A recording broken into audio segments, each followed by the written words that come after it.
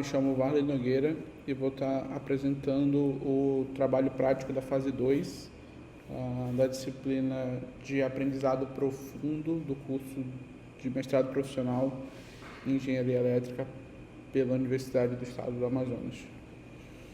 Vou estar compartilhando com vocês pela plataforma do Google Colab o nosso caso de estudo, que é a modelagem preditiva de processos industriais, um estudo entre MLP e LSTM. Então aqui, basicamente fazendo a importação e criação das bibliotecas que a gente vai precisar utilizar dentro do nosso projeto, fazendo todos os importes. Aqui carregando do Kaggle a nossa estrutura de dados, que contextualizando novamente, ela se trata de dados sensoriais de máquinas de uma linha produtiva, de um processo fabril, e a ideia é que a gente possa, após essa modelagem, conseguir fazer a predição de certas variáveis dentro do nosso processo. Então aqui toda a parte de carregamento dos dados, assim como já uma formatação do dataset. E aqui a gente justamente pode notar, além do timestamp como uma variável dentro do nosso dataset, a gente tem todas as propriedades da máquina, sensoriamentos que ocorreram ao longo do processo produtivo em vários estágios, né? Tanto esse banco ele é modelado em estágio 1 e estágio 2.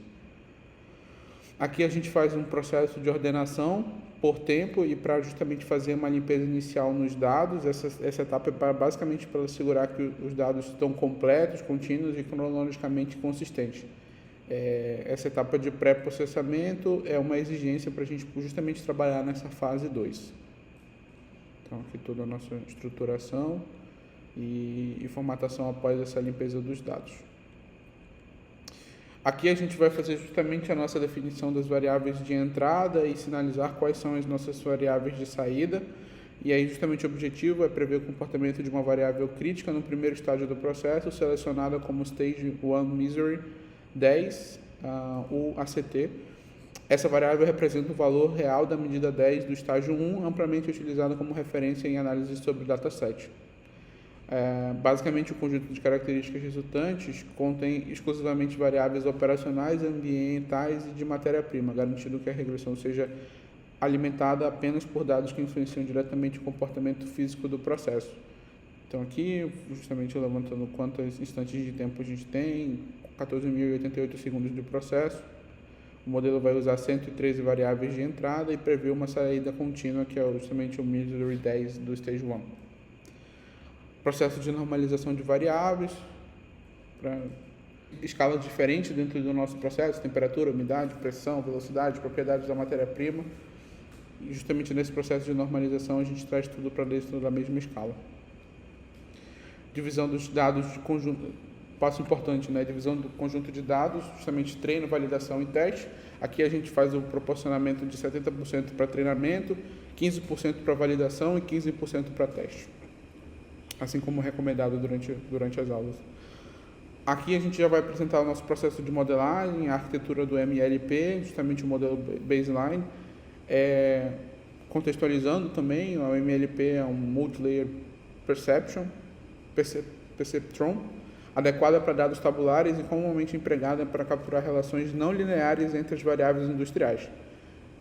A arquitetura é composta por uma camada de entrada dos 113 neurônios, que foram aquelas variáveis que a gente identificou, seguidas de duas camadas densas de 256 e 128 neurônios, ambas ativações de RELU. Essa arquitetura serve como referência comparativa para uma análise posterior de modelos com estrutura temporal, que é justamente o que a gente vai apresentar em seguida, que é o LSTM, permitindo avaliação e contribuição de dependência temporal sobre a qualidade das precisões. Então, todo o nosso processo, número de variáveis, processo de regularização e definição de saída contínua. Justamente o modelo MLP foi compilado utilizando o otimizador Adam, com uma taxa de aprendizado igual a 1 elevado a menos 3.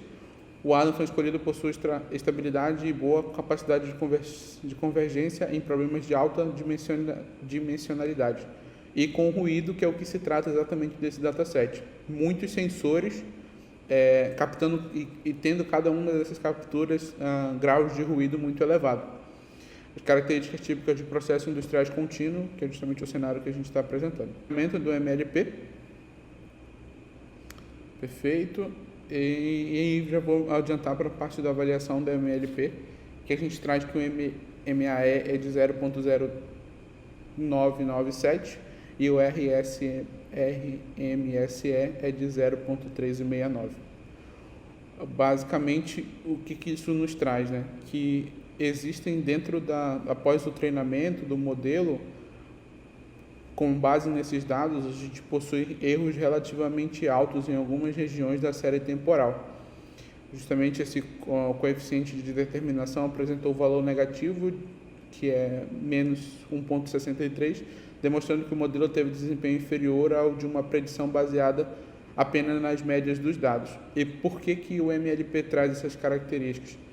Porque, o que isso significa, na verdade? Que o MLP ele não entendeu a relação entre entrada e saída, ele não capturou a dinâmica temporal, justamente por causa do ruído industrial, o ganho, a quantidade alta de ruídos trouxe instabilidade para o modelo, e ele não consegue usar a informação histórica, né? Porque o MLP não é um modelo temporal.